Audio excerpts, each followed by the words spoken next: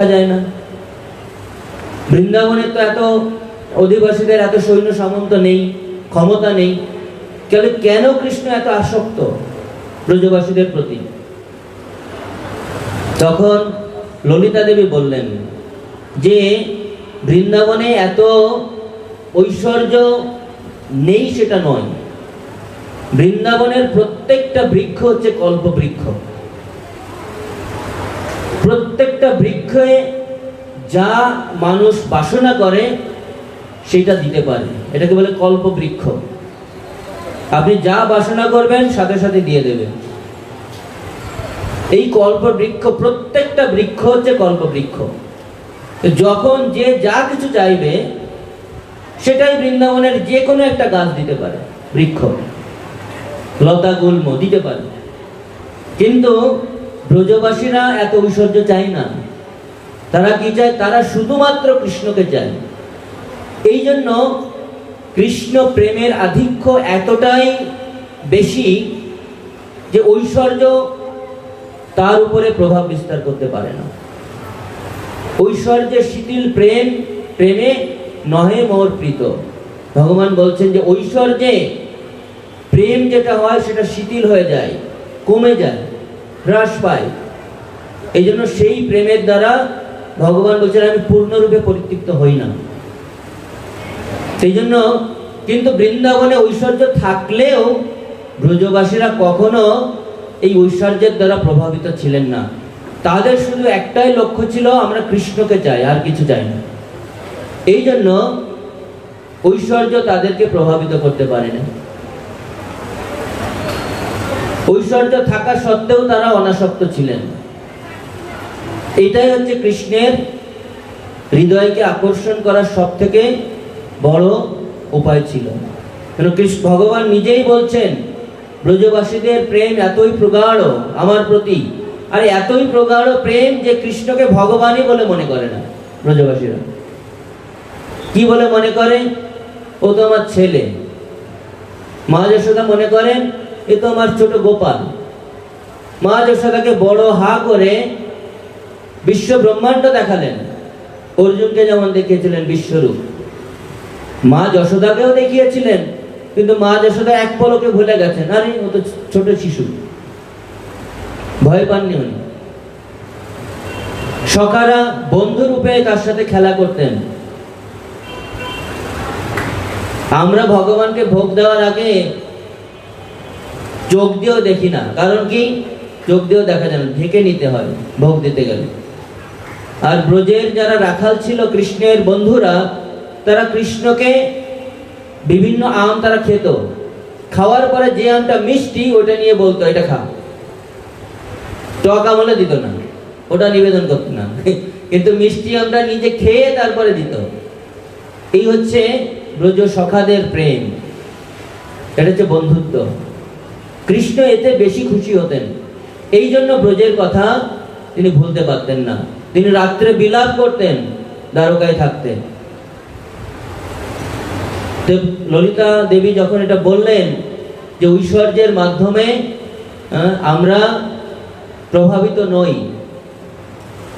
ভগবান কেন ব্রজের প্রতি আকৃষ্ট?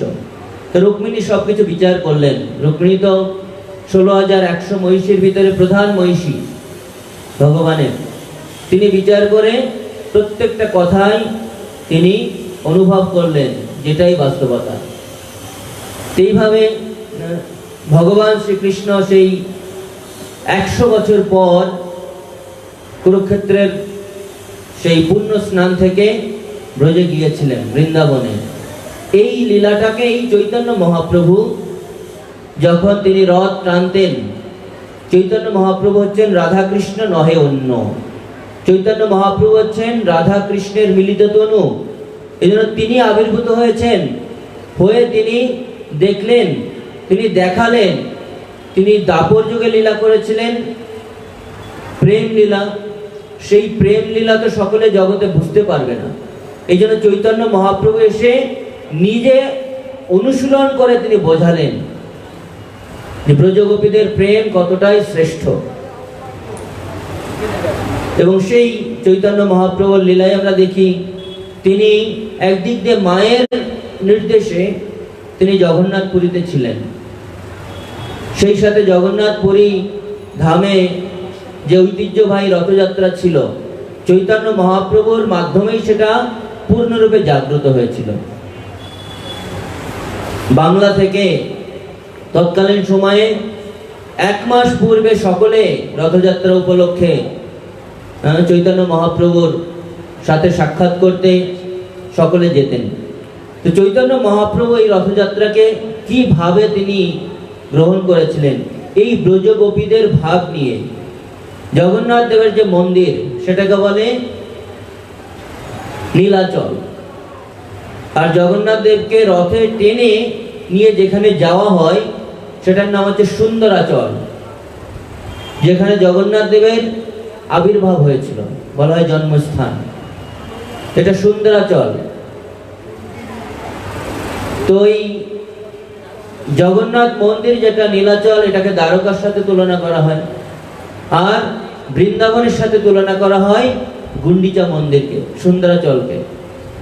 চৈতন্য মহাপ্রভু এই ভাগ নিয়ে তিনি রথযাত্রা করতেন। যারা চৈতন্য চরিতামৃত অধ্যয়ন করেছেন দেখবেন যে ওখানে চৈতন্য মহাপ্রভু কিভাবে জগন্নাথ দেবকে দর্শন করে তিনি নৃত্য করছেন, 7টি দলে বিভক্ত করে সকলের সাথে নৃত্য করছেন, এবং আস্তে আস্তে তিনি রথ টেনে সেই গুন্ডিচা মন্দিরে নিয়ে যাচ্ছেন। এইভাবে আমরা দেখি যে চৈতন্য মহাপ্রভুর মাধ্যমেই এই রথযাত্রা উৎসব কিভাবে আস্তে আস্তে বৈষ্ণব সমাজে স্বীকৃতি লাভ করে।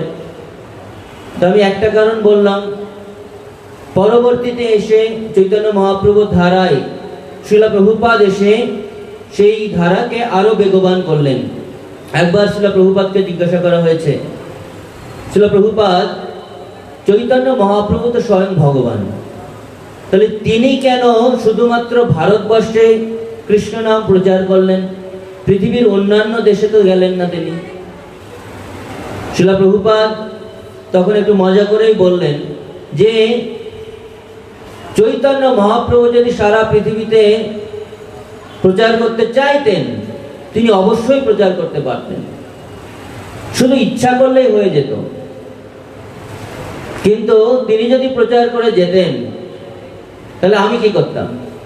এজন্য এই সারা পৃথিবীতে প্রচার করার কাজটা আমাকে দিয়ে গেছেন, আমার জন্য রেখে গেছেন। চৈতন্য মহাপ্রভুর সেই ভবিষ্যৎবাণীকে সার্থক করার জন্য শ্রীল প্রভুপাদ এসেছেন। চৈতন্য মহাপ্রভু হচ্ছেন সচল জগন্নাথ, একই সাথে দুই ভগবান পুরীধামে লীলা করছেন। চৈতন্য মহাপ্রভু হচ্ছেন সচল জগন্নাথ, আর যে জগন্নাথ দারু ব্রহ্মরূপে রথের উপরই বসে আছেন তিনি হচ্ছেন অচল জগন্নাথ। তো রথযাত্রা হচ্ছে, চৈতন্য চরিতামৃতে বর্ণনা করছেন যে রথযাত্রার সম্মুখ ভাগে চৈতন্য মহাপ্রভু উদ্দণ্ড নৃত্য কীর্তন করেন। তো তখন যেহেতু আরো 2 জন আছে, জগন্নাথের সাথে আর কে আছেন? বলদেব, তার বড় ভাই এবং তার ছোট বোন সুভদ্রা, সুভদ্রা দেবী আছেন। এখন জগন্নাথ তো আছেন, জগন্নাথই চৈতন্য মহাপ্রভু। এখন বলদেব আর সুভদ্রা কথোপকথন করছেন, 2 ভাই বোন, বড় ভাই আর ছোট বোন। বড় ভাই আর ছোট বোন মুসকি মুসকি হাসছেন, হেসে বলছেন যে দেখো দেখো, জগন্নাথ কি করে, আমার ভাইটা কি করে। মানে জগন্নাথ তো চৈতন্য মহাপ্রভু এত উদ্দণ্ড নৃত্য কীর্তন করছে, এটা দেখে বলদেব এবং সুভদ্রার হাসি পাচ্ছে। কি করে দেখো, 2 ভগবান একসাথে লীলা করেছেন। এক ভগবান নিতাই গৌর, তারা দিয়েছেন হরিনাম সংকীর্তন, আর ভগবান জগন্নাথ তিনি দিয়েছেন মহাপ্রসাদ। নাচো গাও ভক্ত সঙ্গে করহ কীর্তন, আর প্রসাদ পেতে হবে। এই হচ্ছে 2 কলিযুগের একমাত্র অবলম্বন। কলিযুগের একমাত্র অবলম্বন, 2 ভগবানের মাধ্যমে আমরা 2 শিক্ষা পাচ্ছি। আমরা হরিনাম করি না করি সকলে প্রসাদ তো ভালোবাসি নাকি? প্রসাদ সবাই ভালোবাসে। সেই জন্য যাদের হরিনামে রুচি নেই তারা অন্তত প্রসাদ খেতে থাকেন, আস্তে আস্তে প্রসাদ খেতে খেতে হরিনামও করতে ইচ্ছা করবে, যেটা প্রভুপাদ করেছেন। হ্যাঁ, একবার এক বিদেশে আমেরিকায় একবার একজন আসছে, প্রভুপাদের প্রতি খুব রাগান্বিত হয়ে আসছে, কিছু একটা হয়েছে, এসে খুব ক্রোধে এসে প্রভুপাদকে কিছু বলবে। প্রভুপাদ বলছেন বসুন। এক ভক্তকে বলছেন বড় একটা রসগোল্লা, গোলাপ জামুন বলে ইসকনের ভাষায় বলে, আমি রসগোল্লায় ধরুন, বড় রসগোল্লা কালো কালো, প্রভুপাদ নিজে হাতে বানিয়েছেন, এত বড়, হাতে পুরো ভরে যাবে। তো বড় একটা নিয়ে এসছে, এসে বলছে একটু বসুন, একটু প্রসাদ পান, আগে একটু খেয়ে নিন। তো বলতে বলতে, ও তো রেগে মেগে আছে, বলতে বলতে হাতে ধরিয়ে দিয়েছে। আর হাতে ধরিয়ে দিলে গোলাপ জাম বা রসগোল্লা মানে বোঝেন তো, রস আছে, আর ওই ভদ্রলোকের তো কোট টোট পরা, আর এদিকে রস, কি করছে, রস এদিক দিয়ে গড়িয়ে পড়ছে। তো প্রভুপাদ বলছেন আরে যতক্ষণ মুখে না দেবেন রস পড়তে থাকবে, মুখে দিয়ে দেন। আর ও কি কোনো উপায় না পেয়ে মুখে দিয়ে দিয়েছে। মুখে যখন দিয়েছে আর কথা বলতে পারে না, ক্ষুব্ধ হয়ে আছে প্রভুপাদের উপর, কথা বলতে পারে না। তখন খাওয়া শুরু করছে, খেতে খেতে, এত বড় রসগোল্লা তো, গোলাপ জামুন, আমরা ইসকনে বলি ইসকন বুলেট। হ্যাঁ, এই বুলেট যদি লাগে তাহলে হৃদয়টা পরিষ্কার হয়ে যাবে। তো দিয়েছে, মুখে চুষতে চুষতে আস্তে আস্তে ছোট হয়ে ঢুকে গেছে, আর কোনো কথা বলছে না। এখন সে এত ক্ষুব্ধ হয়ে আসছে না, রাগান্বিত হয়ে কথা বলছে না, এখন শুধু একটাই কথা বলছে যে আমি কি আর একটা পেতে পারি, আর কিছু বলছে না, আমি কি আর একটা পেতে পারি। এই তার তখন ক্রোধ ক্রোধ সব চলে গেছে, রাগ টাগ সব চলে গেছে। এটা হচ্ছে প্রসাদের গুণ। হরিনাম করবে না, কিন্তু প্রসাদ পেলে ক্রোধ ঠান্ডা হয়ে যাবে। প্রভুপাদ নিজে শিক্ষা দিয়েছেন। প্রভুপাদের 3টি মেথড তিনি দিয়েছেন: হরিনাম কীর্তন, গ্রন্থ বিতরণ আর প্রসাদ বিতরণ। এই 3টার মাধ্যমে কলিযুগের পতিত জীব সব উদ্ধার হবে। এইভাবে আমরা দেখছি প্রভুপাদ সেই রথযাত্রাকে, যেটা ভারতবর্ষের ভিতরে সীমাবদ্ধ ছিল, সেটার তিনি বিশ্বায়ন ঘটিয়েছেন। সারা পৃথিবীর এমন কোনো বড় বড় শহর নেই যেখানে রথযাত্রা হয় না।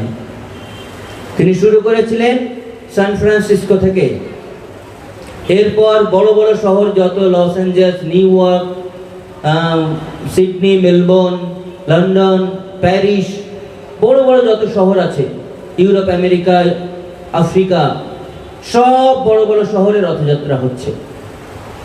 কারণ চৈতন্য মহাপ্রভু চেয়েছিলেন এটা প্রভুপাদের মাধ্যমেই এই রথযাত্রা, এই হরিনামের বিশ্বায়ন ঘটুক, এবং সেই ইচ্ছাটাই ভগবান না চাইলে কলিযুগের যুগধর্ম হরিনাম সংকীর্তন কৃষ্ণ শক্তি বিনা নহে তার প্রবর্তন। কৃষ্ণ শক্তি বিনা সেটা কখনো প্রচার হতে পারে না, প্রবর্তন হতে পারে না। এটা একটা কারণ। আমি আগে বললাম রথযাত্রা কিভাবে ব্রজগোপীরা রথ টেনে নিয়ে গেলেন। দ্বিতীয় কারণ, আমি ইন্দ্রদুম্ন রাজা, আমরা সকলে জানি ভগবান জগন্নাথ, যার আহ্বানে জগন্নাথ পুরীতে আবির্ভূত হয়েছিলেন দারু ব্রহ্মরূপে। তো তিনি ভগবান জগন্নাথের বিগ্রহ আবির্ভূত হওয়ার পর ভগবানের কাছে 3টি বর চেয়েছিলেন। তার ভিতরে একটি রথযাত্রা উৎসবের সাথে সম্পৃক্ত আছে। প্রথম বরটি চেয়েছিলেন কি, যে আমার জন্য কোনো সন্তান না হয়। এই ধরনের আশীর্বাদ মনে হয় আমাদের মতো যারা সাধারণ আছি ভক্তরা কেউ চাইবে না, কারণ এটা তো আশীর্বাদ নয়। তো জগন্নাথ যেহেতু সকলের, তিনি হচ্ছেন সকলের বাঞ্ছা পূরণ করেন, তো তিনি বলছেন তথাস্তু। পাশে ছিলেন তার স্ত্রী, মহারাজ ইন্দ্রদ্যুম্নের স্ত্রীর নাম হচ্ছে গুন্ডিচা দেবী। তো গুন্ডিচা, তিনি বলছেন যেটা অভিশাপ হলো না আশীর্বাদ হলো। তিনি বলছেন যে আমরা যদি, আমার কোনো সন্তান না থাকে, তাহলে কিভাবে আমার সমস্ত সৎক্রিয়া সম্পাদন হবে, শ্রাদ্ধক্রিয়া সম্পাদন হবে, আমি কাকে নিয়ে থাকবো? তো জগন্নাথকে বললেন, তো বলছেন না, একবার যেহেতু বর দেওয়া হয়েছে আর তো ফেরত নেওয়া যাবে না, তবে আমি তোমার সন্তান হিসাবে থাকবো, আমি তোমার সন্তান। তো জগন্নাথ বলছেন, তখন মাতা বলছেন, গুন্ডিচা মাতা, যে তুমি কি আমার শ্রাদ্ধ করবে, তুমি কি আমার কাছে থাকবে? তো হ্যাঁ, আমি তোমার কাছে থাকবো, শ্রাদ্ধও করবো। এখনো পর্যন্ত এই প্রথা প্রচলন আছে, প্রতি বছর এটাও হয়, জগন্নাথ দেব শ্রাদ্ধ করেন নিজেই। এবং তিনি বললেন যে আমার এই জগন্নাথ মন্দির, জগন্নাথ মন্দির, এটা তো জগন্নাথ মন্দির, আর আমার যে জন্মস্থান, যেহেতু তুমি আমার মা, আমার যে জন্মস্থান, এখন আমরা যেটাকে গুন্ডিচা বলি, সেই জন্মস্থানটা পরিচিত হবে তোমার নামে। অর্থাৎ ইন্দ্রদ্যুম্ন মহারাজের স্ত্রীর নাম হচ্ছে গুন্ডিচা, এবং এখন যে মন্দিরে জগন্নাথ আছেন, জগন্নাথ মন্দির থেকে গিয়ে আছেন, সেই মন্দিরের নাম হচ্ছে গুন্ডিচা।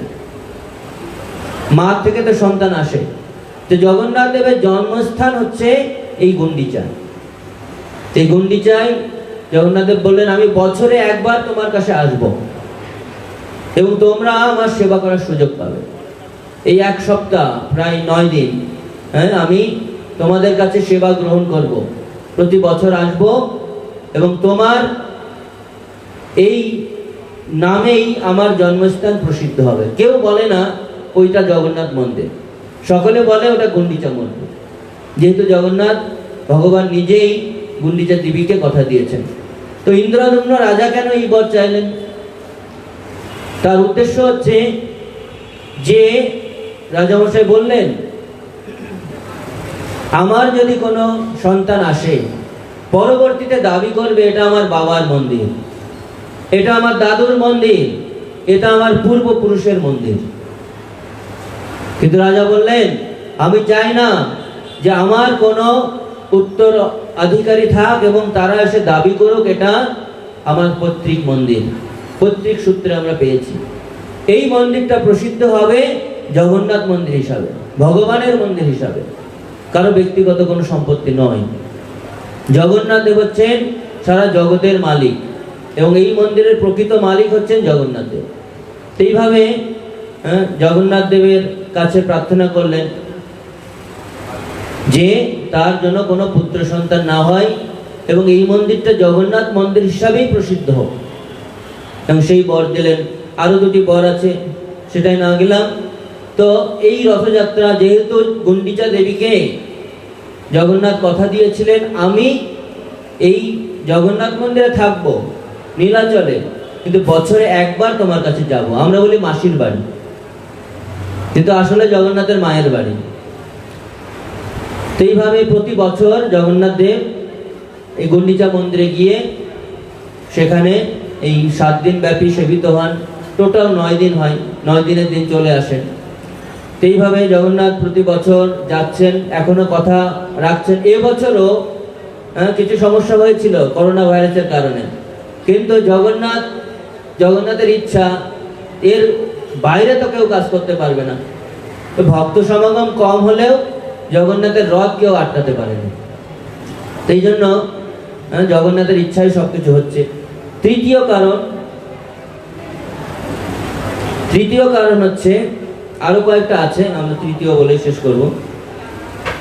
এক সময় একজন ভক্ত ছিলেন ইন্দ্রস্বামী এই নামে, এবং সেই ভক্তটা প্রতিদিন জগন্নাথের দর্শন করতেন, জগন্নাথের প্রতি অত্যন্ত আসক্ত ছিলেন। তো একবার শুনতে পেলেন যে রথ তো নির্মাণ করা হচ্ছে, জগন্নাথ নাকি এখান থেকে তিনি সুন্দরা চলে যাবেন, গুন্ডিচায় যাবেন। তো শাস্ত্রে আছে যে জগন্নাথ কখনো নীলাচল ধাম ছেড়ে যান না, নীলাচল থেকে জগন্নাথ মন্দির থেকে কখনো যান না। তো শাস্ত্রের কথা কিভাবে ভুল হয়? তো তিনি যেহেতু শাস্ত্রের প্রতি দৃঢ় বিশ্বাসী ছিলেন, এই জন্য শাস্ত্রের কথার উপর বিশ্বাস করে তিনি ভাবলেন জগন্নাথের রথ তৈরি হচ্ছে, তাতে কি, জগন্নাথদেব যাবেন না। তো আস্তে আস্তে রথযাত্রা সন্নিকটে চলে এলো। ঠিক ঠিক রথের দিনে জগন্নাথ রথে উঠে গুন্ডিচায় চলে গেল। তখনও সেই ইন্দ্রস্বামী ভক্ত ভাবে সে মনে করছে না জগন্নাথ যায়নি। আমাদেরও হয় ওরকম, যে আমরা মনে করি না জগন্নাথ আছে এখানে, কিন্তু যখন এসে দর্শন করি সরাসরি ফাঁকা ফাঁকা লাগে। তো ইন্দ্রস্বামী মনে করছে না জগন্নাথ যায়নি, ওটা রথ টেনে নিয়ে গেছে, ওরা জগন্নাথ যায়নি। ঠিক পরের দিন জগন্নাথকে দর্শন করতে এসছে। জগন্নাথকে যখন দর্শন করতে এসছে, এসে দেখে বিকট এক মূর্তি। তো বলছে তুমি কে? বলছে আমি হচ্ছে ভদ্র, থাকেন না, আমাকে দায়িত্ব দিয়ে গেছে এখানে দেখাশোনা করার, তুমি যেতে পারো এখন। তখন ইন্দ্রস্বামী জগন্নাথ কে না দেখতে পেয়ে খুব ব্যথিত হলেন। জগন্নাথ কিভাবে এখান থেকে চলে যেতে পারে? তিনি কোনো ক্যালকুলেশন মিলাতে পারছেন না, হিসাব মিলাতে পারছেন না। তখন রাত্রে গিয়ে শুয়ে পড়েছে। স্বপ্নে জগন্নাথ দেব বলছেন, হে ইন্দ্রস্বামী, আমি এখন সুন্দ্রাচলে এসেছি, গুন্ডিচায়, কারণ এই স্থানে রাজা ইন্দ্রদ্যুম্ন অশ্বমেধ যজ্ঞ করেছিলেন, এবং এই স্থান থেকে যজ্ঞময় বিষ্ণু, শ্রীমদ্ ভগবদ গীতায় বলা হচ্ছে যজ্ঞ থেকে বিষ্ণু আবির্ভূত হন, যজ্ঞই বিষ্ণু। তো রাজা যখন যজ্ঞ সম্পাদন করেছিলেন তখন ভগবান এখান থেকে আবির্ভূত হয়েছিলেন, বা আমি আবির্ভূত হয়েছিলাম, এবং সেই স্থানটি হচ্ছে এই গুন্ডিচা মন্দির। এবং যখন আমি এই স্থান থেকে জগন্নাথ মন্দিরে যাচ্ছিলাম তখন সকলে আমাকে ধরেছিল, যারা যজ্ঞ রক্ষী তারা আমাকে ধরেছিল, অনেক ক্রন্দন করছিল যে আমাদের ছেড়ে যাবেন না, আমাদের এখানে থাকুন। যখন ক্রন্দন করছিল তখন আমি তাদেরকে কথা দিয়েছিলাম যে আমি বছরে একবার তোমাদের কাছে আসব, তোমাদের সেবা গ্রহণ করব। এই জন্য আমি এখন জগন্নাথ মন্দিরে নাই, তুমি আমার দর্শন চাও তাহলে তুমি গুন্ডিচা মন্দিরে আসো।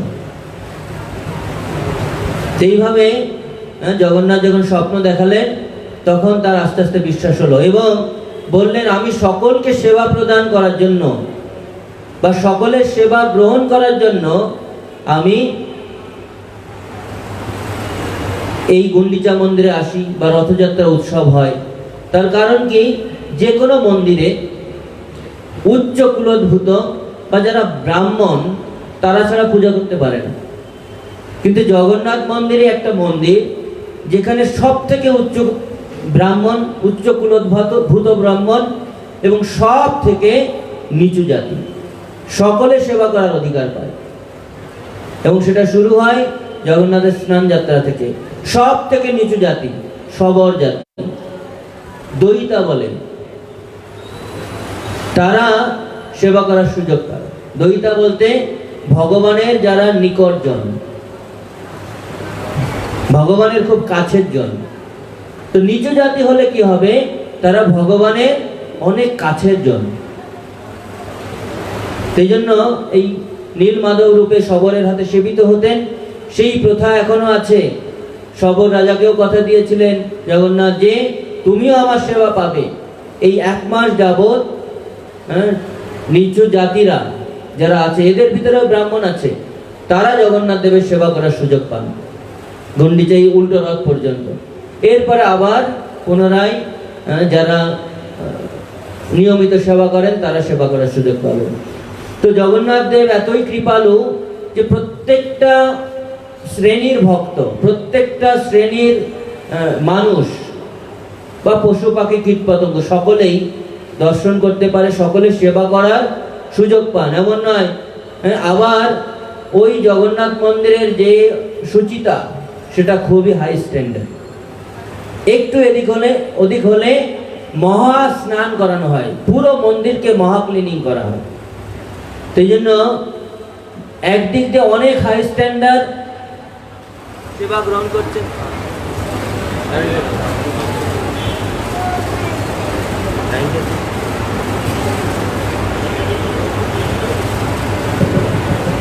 হরে কৃষ্ণ। তো আরতির সময় হচ্ছে, আমি শেষ করে দেব। তো একদিক দিয়ে অনেক সেবার মান অনেক উচ্চ, অনেক উন্নত, আর একদিক দিয়ে সকলে সেবা করার সুযোগ পাচ্ছেন। সেই জন্য আর জগন্নাথ কেন রথে বেরিয়ে আসেন? কারণ তিনি ভক্তদের আনন্দ দিতে চান। ভগবানের আবির্ভাবের একটি মূল কারণ, ভগবান তো যুগে যুগে আবির্ভূত হন অসুরদের বিনাশ করতে, সাধুদের রক্ষা করতে। শুধু এটাই নয়, সাথে সাথে তার আরেকটি মুখ্য উদ্দেশ্য হচ্ছে তিনি ভক্তদের আনন্দ দিতে চান। সেই জন্য জগন্নাথ তিনি নিজের রত্ন সিংহাসন পরিত্যাগ করে তিনি বাইরে চলে আসেন ভক্তদেরকে আনন্দ দেওয়ার জন্য, ভক্তদেরকে দর্শন দেওয়ার জন্য। সেই জন্য অন্য কোনো ভগবানের বিগ্রহ এইভাবে প্রতি বছর, রথযাত্রা তো জগন্নাথেরই হয়, ভগবান কৃষ্ণের, আরও তো অনেক অবতার রয়েছে, কিন্তু জগন্নাথ রূপে যে অবতার তিনি পরিগ্রহ করেছেন সেটা হচ্ছে সব থেকে করুণার অবতার। এই কারণে তিনি মন্দির থেকে রাজপথে নেমে আসেন, এসে সকলকে দর্শন দান করেন। এই দর্শনের মাধ্যমেই তিনি ব্রহ্মাকে কথা দিয়েছিলেন, আমি আমার দর্শন দিয়ে সকল জীবকে উদ্ধার করব এই কলিযুগে। তো সেই জগন্নাথ দেবের রথ আমরা উদযাপন করছি। প্রভুপাদের কৃপায় শুধুমাত্র এখন সীমাবদ্ধ নেই, সারা পৃথিবীর লোক এখন দর্শন করছেন। আমি আমার গুরু মহারাজের কাছে শুনেছিলাম, একটা কাহিনী বলবো। ভক্তরা কতটা কৃপালু জগন্নাথের দর্শন করানোর জন্য। জগন্নাথ দেবকে দর্শন দিতে চান, আর ভক্তরা তার থেকে আরো কৃপালু। প্রভুপাদ যেমন সারা পৃথিবীতে কৃপা প্রদর্শন করেছেন, জগন্নাথের রথযাত্রা আয়োজন করে, অর্গানাইজ করে। তো গুরু মহারাজ বলছিলেন একবার যে বিদেশে একটা রথযাত্রায়, বিদেশে তো এত হাজার হাজার লোক না, আমাদের যেমন লক্ষাধিক লোক হয়, এত লোক হয় না, এত জনসংখ্যা না সেখানে। তো এক জায়গায় রথযাত্রা হচ্ছে, অনেক আগে স্বামী বাগাই বলছিলেন। তো রথযাত্রা হচ্ছে, গুরু মহারাজ কীর্তন করে পাশে গিয়ে দাঁড়িয়েছেন। তো রথ টেনে নিয়ে যাচ্ছে, ভক্তরা এক জায়গায় দাঁড়িয়ে আছে। আমরা দেখেছি মালয়েশিয়া বা বিভিন্ন জায়গায় কিছুক্ষণ গিয়ে রথ বাড়ির সামনে সামনে দাঁড়ায়, বাড়ির থেকে লোক বেরিয়ে এসে পূজা করে, ফল দেয়, ভক্তদের অনেক কিছু প্রসাদ দেয়। তো এইভাবে উদযাপন হয়, অনেকক্ষণ ধরে চলে। তো ওখানে গুরু মহারাজ পাশে গিয়ে দাঁড়িয়ে আছেন, রথ দাঁড়িয়ে। তো এক মহিলা একটা ব্যাগ নিয়ে দাঁড়িয়ে, একটু বৃদ্ধা। তো গুরু মহারাজ বলছেন, আপনি যান, দর্শন করুন, please go and have a look, দর্শন করুন বলছেন। তো বলছে, মহিলা বলছেন, আমার ব্যাগে, উনি জানেন যে আমি একটু অপবিত্র আছি, এদের এখানে যাওয়া ঠিক না, এরা নিরামিষ ভোজী। তো ওই ব্যাগে রয়েছে মাংস। গুরু মহারাজকে বলছেন যে ব্যাগে মাংস আছে। তো গুরু মহারাজ বলছেন, অসুবিধা নেই, ওখানে রেখে দিন, আমি দেখছি, আপনি দর্শন করে আসুন। তো যতক্ষণ পর্যন্ত ওই মহিলা জগন্নাথকে দর্শন করে ফিরে না আসছে, ততক্ষণ যাবৎ গুরু মহারাজ ওখানে দেখছেন ব্যাগটা, যাতে কেউ নিয়ে না যায়। তো দেখুন জগন্নাথকে দর্শন দান করার জন্য ভক্তদের মানসিকতাটা কেমন, শুদ্ধ ভক্তদের। প্রভুপাদ তার শিষ্যবৃন্দ সারা পৃথিবীতে এখন সেই জগন্নাথের কৃপা বিতরণ করছে, হরিনাম বিতরণ করছে, প্রসাদ বিতরণ করছে। এইভাবেই এই জগতের লোক উদ্ধার হতে পারে, এবং একমাত্র এই পন্থা, চৈতন্য মহাপ্রভুর প্রদত্ত পন্থাই আমাদের জন্য সব থেকে সহজ সরল কলিযুগের উদ্ধারের পথ। তো আসুন আমরা সেই পন্থা গ্রহণ করি, জগন্নাথের কৃপার পূর্ণ সুযোগ আমরা যাতে নিতে পারি সেই মানসিকতা রাখি, এবং যতটুকু সম্ভব এর ভিতরে জগন্নাথের দর্শন, শুদ্ধ ভক্তদের মুখে হরিকথা শ্রবণ এবং প্রসাদ গ্রহণের মাধ্যমে আমাদের জীবনকে ধন্য করি। সকলকে ধন্যবাদ। হরে কৃষ্ণ হরে কৃষ্ণ কৃষ্ণ কৃষ্ণ হরে হরে, হরে রাম রাম রাম হরে হরে। জয় জগন্নাথ বলদেব সুভদ্রা মহারানী রথযাত্রা মহোৎসব কি, সমবেত ভক্তবৃন্দ কি, গৌর প্রেমানন্দে।